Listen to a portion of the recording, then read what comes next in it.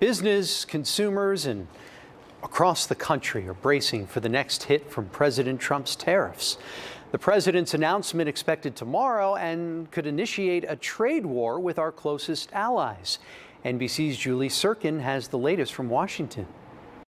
Because they know I don't play games. On the eve of what he calls Liberation Day, President Trump is getting ready to unveil his new plan for tariffs.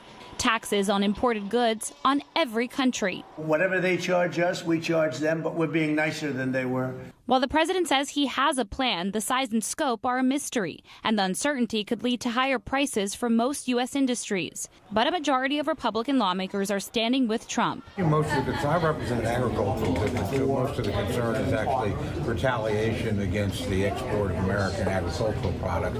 I have some concern, but look, I think the president's broadly doing the right thing. The president's a business person. Many businesses, though, already feeling squeezed by tariffs imposed last month.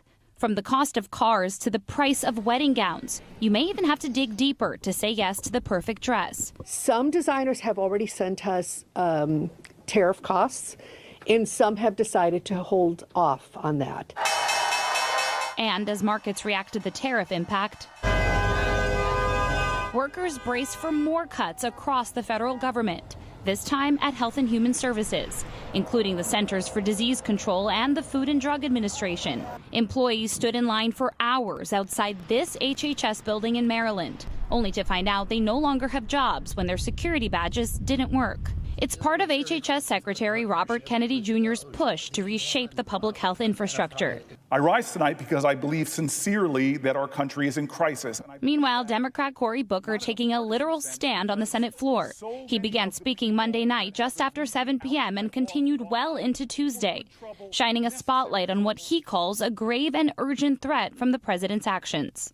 While Democrats here on Capitol Hill are slamming the Trump administration's moves, voters are heading to the polls in Florida and Wisconsin for special elections in those states. It's the first time voters are casting ballots since the November election, of course, where President Trump won. And it could serve as a good pulse check of how Americans are feeling about the Trump administration's rapid-fire moves. In Washington, Julie Sirkin, NBC News.